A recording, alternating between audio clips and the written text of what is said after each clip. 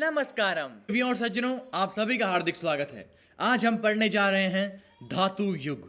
धातुओं की खोज और प्रयोग का मानव जाति के इतिहास में काफी महत्व है। उनके कारण ही सभ्यता की ओर संक्रमण आरंभ हुआ। धातुओं से मनुष्य को एक ऐसी सामग्री मिल गई जो पत्थर से अधिक टिकाऊ थी और जिसका इस्तेमाल विविध प्रकारों के औजारों, उपकरणों और हथियारों को बनाने के लिए किया जा सकता था। सर्वप्रथम जिस धातु को ढूंढ निकाला गया वह तांबा थी। जिस काल में मनुष्य ने पत्थर और तांबे का साथ साथ इस्तेमाल किया उसे ताम्र पाषाण काल कहते हैं। तांबे के साथ टिन या जस्ते को मिलाकर कांसा नामक मिश्रित धातु बनाना आरंभ कर दिया। कांसा तांबे से अधिक उपयोगी साबित हुआ। वह तांबे से अधिक सख्त होता था, इसलिए मजबूत औजारों, हथियारों तथा उपकरणों को बनाने के लिए अधिक उपयोगी होता था। सभ्यताओं के विकास में कांसे का महत्व के कारण इस काल को कांस्य युग भी कहा जाता है। इसके पश्चात लोहे की खोज हुई। इसकी खोज और प्रयोग से जो महत्वपूर्ण परिवर्तन आया था वह था सभ्यता का प्रसार। सभ्यता के प्रसार के परिणाम स्वरूप विश्व के विभिन्न भागों के बीच व्यापार भी प्रारंभ हो गया। परिवहन के साधनों में भी सुधार हुआ। व्यापार वस्तु विनिमय के स्थान पर मुद्रा से होने लगा। मिस्र की प्राचीन सभ्यता। मिस्र अफ्रीका महाद्वीप के उत्तर पश्चिम में नील नदी द्वारा सिंचित एक देश है। नील नदी को विश्व की जीवन रेखा कहा जाता है। नील नदी की दोनों ओर से समूचा प्रदेश मिस्र की सभ्यता के उद्भव और विकास का क्षेत्र था। मिस्र में नाम मात्र की वर्षा होती थी। वर्षा ऋतु में नील नदी अपने दोनों किनारों को काफी दूर तक बाढ़ के पानी से भर देती है और अपने साथ लाई उपजाऊ मिट्टी जमा करती है तथा मिस्रवासियों की खनिज, घास तथा हरियाली के द्वारा अन्य आवश्यकताओं को पूरा करती है। यदि इस प्रदेश में नील नदी न बहती तो यह क्षेत्र भी सहारा मरुस्थल का ही मरुस्थलीय भाग होता। इसलिए हेरोडोटस ने कहा है, मिस्र नील नदी का वरदान है। किसने कहा है? हेरोडोटस ने कहा है कि मिस्र नील नदी का वरदान है।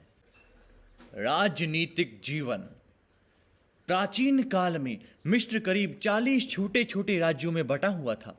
इन राज्यों के मध्य निरंतर संघर्ष होता रहता था। परिणाम स्वरूप उत्तर मिस्र एवं दक्षिण मिस्र दो राज्यों का निर्माण हुआ। इन राज्यों को भी 3400 ईस्वी पूर्व एक करने का श्रेय मिनिज नामक राजा को जाता है।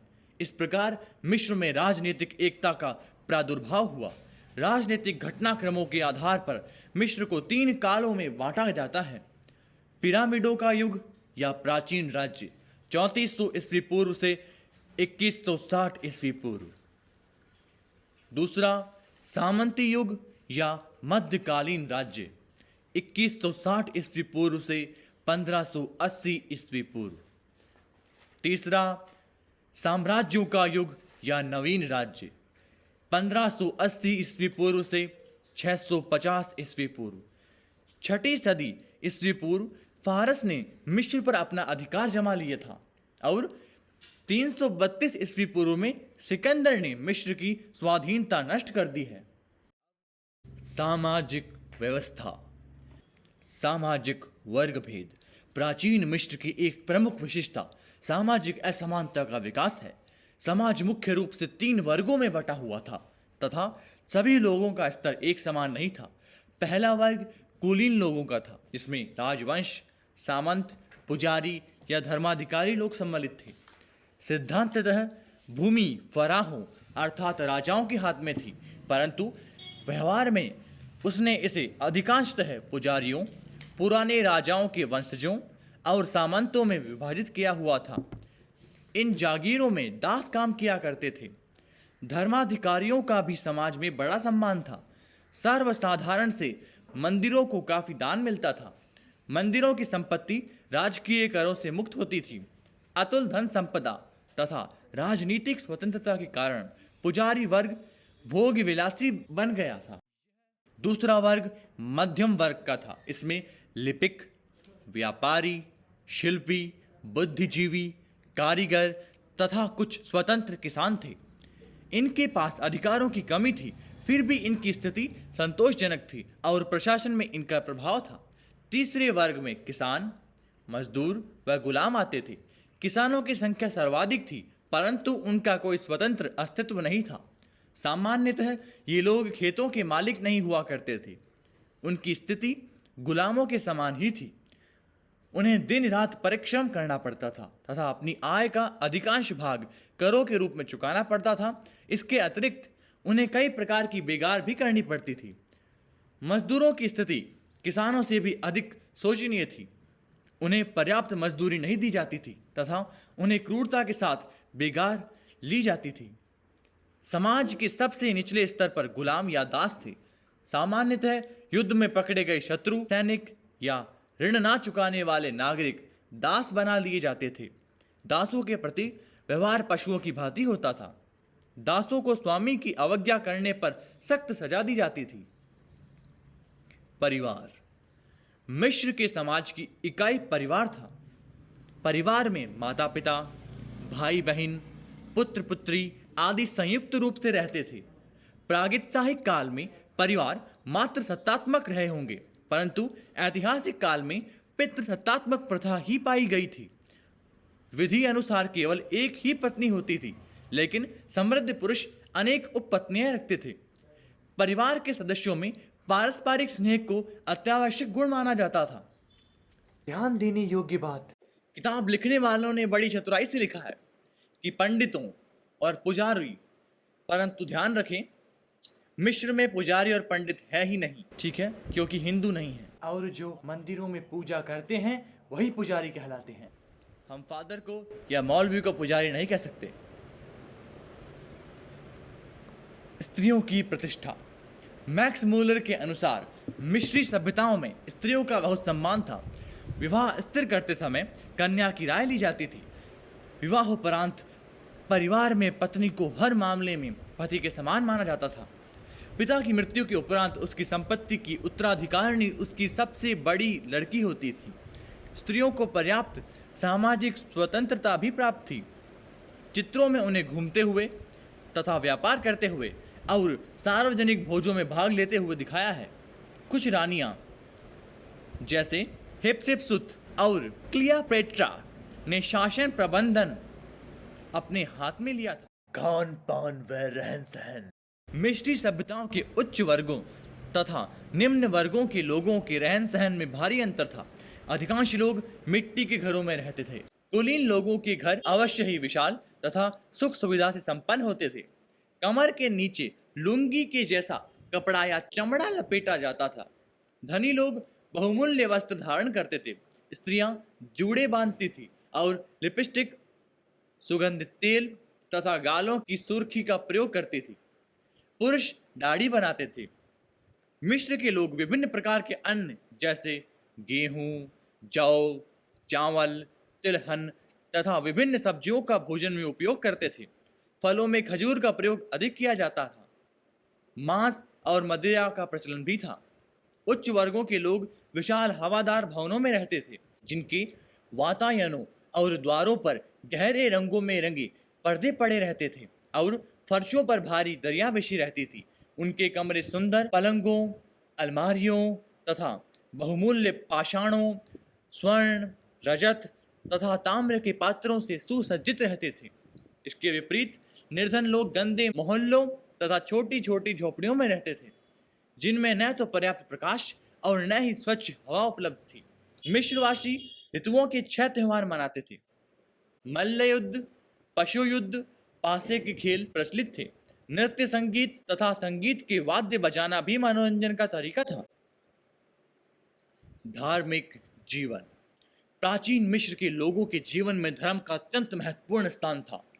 उनके धार्मिक जीवन में बहुदेववाद, देवताओं का मानवीकरण, मंदिर और मूर्तियां, पुरोहित का धार्मिक कर्मकांड।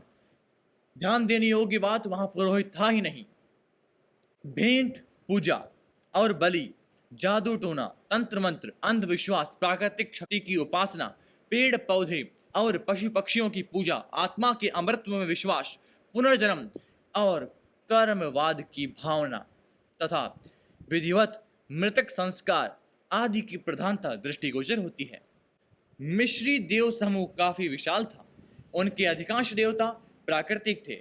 उनके प्रमुख देवताओं में सर्व प्रमुख सूर्य, चंद्र, नील, पृथ्वी, पर्वत, आकाश, वायु, वृक्ष, वनस्पति इत्यादि थे। सूर्यदेव एमन रे। सूर्य की उपासना मिस्र में विभिन्न नामों और रूपों में होती थी। उत्तरी मिस्र में उसे रे कहा जाता था। थीबिज में उनका नाम एमन था। दक्षिणी मिस्र में उनकी उपासना होरुस के नाम से होती थी। कालांतर में उनका संयुक्त नाम एमन रे सर्वाधिक लोकप्रिय हुआ। ओसिरिस। सूर्यदेव के बाद पृथ्वी पर उनके प्रतिनिधि के रूप में ओसिरिस को पहला स्थान दिया गया। यद्यपि उन्हें कहीं कहीं सूर्य का पुत्र कहा गया है। उनकी पत्नी आइसिस भी एक प्रमुख देवी थी। परलोकवाद। मिस्री धर्म में परलोकवाद को भी काफी महत्व प्राप्त था। वे मृत्यु को जीवन का अंत न मानकर एक घटना विशेष मानते थे। उनका विश्वास था कि हर मनुष्य में एक शक्ति विशेष होती है जो मृत्युपरांत भी शरीर से चिमटी रहती है, अर्थात चिपकी रहती है। इसके अलावा वे लोग आत्मा में विश्वास रखते थे। वे पुनर्जन्म और कर्मवाद में विश्वास करते थे। उनका विश्वास था कि पुण्यात्माओं को शीघ्र जन्म हो जाता है और पापात्माओं को घोर यातनाएं प्राप्त होती है। मृतक समाधियां, पिरामिड। मृतकों का विधिवत संस्कार करना धर्म का एक मुख्य अंग समझा जाता था। उनका विश्वास था कि मृत्यु के उपरांत आत्मा शुद्धि के लिए परलोक गमन करती है और शुद्धि के उपरांत पुनः अपने मृतक शरीर में प्रवेश के लिए लालायित रहती है। इसी विश्वास के आधार पर वे मृतकों के शरीर को नष्ट नहीं होने देते थे और विशेष मसालों की सहायता से उन्हें सुरक्षित रखते थे, जिसे ममी कहा जाता है। इस ममी को विशाल पिरामिडों अथवा समाधियों में सुरक्षित रख दिया जाता था और उसके साथ मृतक की हैसियत के हिसाब से खाद्यान्न पदार्थ, फर्नीचर, आभूषण इत्यादि नाना प्रकार का सामान रख दिया जाता था। फरोहा तुतेन खामेन के पिरामिड से बहुत सी सामग्री मिली है। आर्थिक जीवन। कृषि वर्ग। मिस्री समाज के आर्थिक जीवन का आधार कृषि वर्ग था।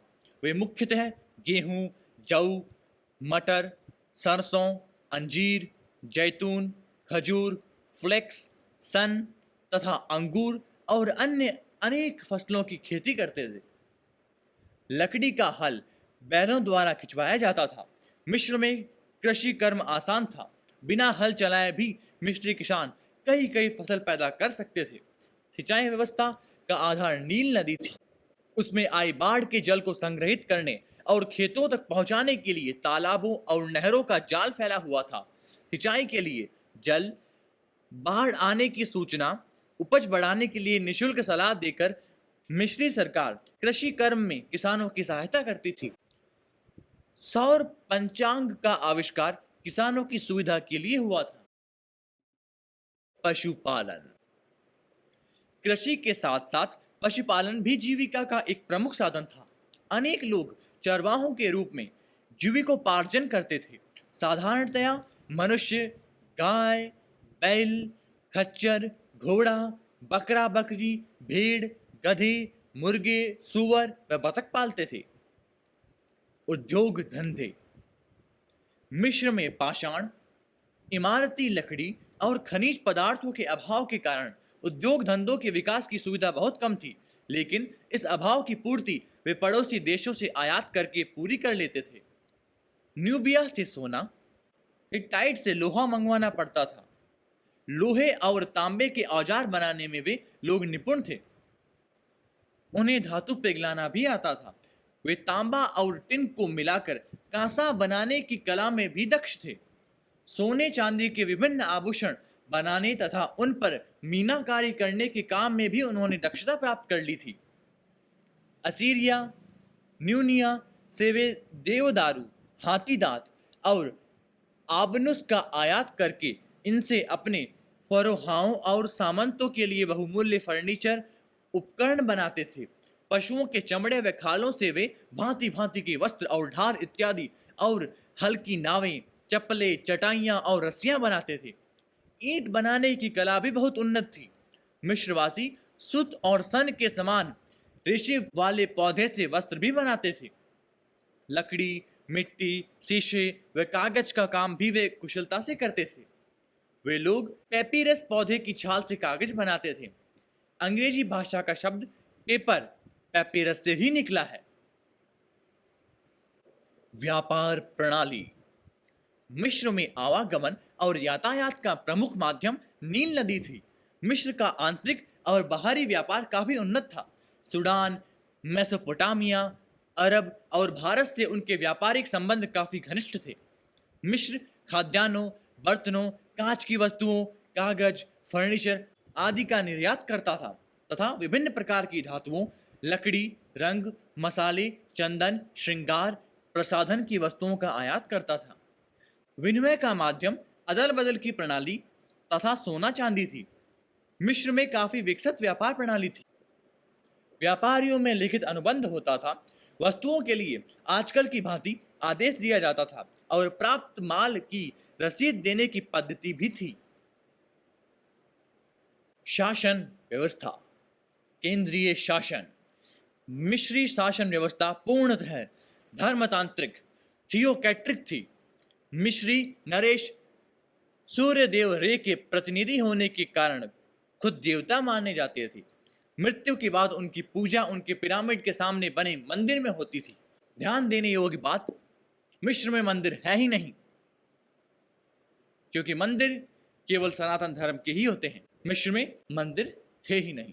मिस्र में क्या थे मंदिर की बजाय, ये आप लोगों को बताना है मुझे। सिद्धांततः फरोहा राज्य का सर्वे सर्वा होता था। वह राज्याध्यक्ष, सर्वोच्च सेनापति, सर्वोच्च पुजारी और सर्वोच्च न्यायाधीश भी होता था। इस प्रकार वे निरंकुश सत्ताधारी थे, परंतु उन्हें परंपराओं का पालन करना पड़ता था। प्रशासनिक कार्यों में सलाह के लिए सरू नाम एक परिषद होती थी, किंतु उसकी सलाह मानना फरोहा के लिए अनिवार्य नहीं था। प्रशासन के कार्यों के लिए एक प्रधानमंत्री तथा अन्य कर्मचारी भी होते थे। प्रांतीय व्यवस्था। प्रशासकीय सुविधा के लिए मिस्र लगभग 40 प्रांतों में विभाजित था। प्रांत को नोम, प्रांतीय अधिकारी को नोमेन अथवा नोमार कहते थे। इसकी नियुक्ति फरोहा करता था। प्रांतीय सूबेदार लगान वसूली, शांति व्यवस्था एवं न्याय का कार्य करता था। प्रायः प्रमुख सामंत ही इस पद पर नियुक्त होते थे। नगरीय व्यवस्था। साम्राज्य के बड़े नगरों का शासन फरोहा द्वारा नियुक्त अलग अलग अधिकारी करते थे, जो सीधे फरोहा के प्रति उत्तरदायी होते थे। साम्राज्य में गुप्तचर प्रणाली भी थी, जो राजा तक दैनिक सूचनाएं पहुंचाती थी। शासन व्यवस्था में गुण दोष। प्राचीन मिस्र में शासन व्यवस्था उस युग की प्राचीनता के हिसाब से आश्चर्यजनक रूप से विकसित थी, लेकिन निरंकुश राजतंत्रों के समान उसकी सफलता भी राजाओं की योग्यता पर निर्भर थी। मिस्र राज्य की सैनिक शक्ति अत्यंत दुर्बल थी। संभवतः प्राकृतिक स्थिति के कारण से फरोहा अपने राज्य को पर्याप्त सुरक्षित महसूस करते थे। सिविल अर्थात गैर सैनिक पदाधिकारी ही प्राय सैनिक अधिकारी होते थे। अतः राजा के अयोग्य होने पर प्रांतीय नोमेन का अत्यधिक महत्वाकांक्षी होना सामान्य बात थी। न्याय व्यवस्था। सैनिक पदाधिकारियों के समान मिस्र में न्यायाधीशों का भी अलग वर्ग नहीं था। प्रायः सिविल अर्थात गैर सैनिक पदाधिकारी ही न्यायाधीशों के कर्तव्यों को पूरा करते थे। कुछ मामलों में फरोहा को भी अपील की जा सकती थी। शेष मामलों में उच्च अधिकारी ही न्याय व्यवस्था का संचालन करते थे। मिस्री समाज में दंड विधान काफी कठोर था। अंग भंग, देश निर्वासन, शारीरिक यातनाएं और गुरुतर अपराधों के लिए मृत्युदंड का प्रावधान था। तो मिस्र की कला हम कल पढ़ेंगे। तब तक के लिए जय हिंद, जय भारत।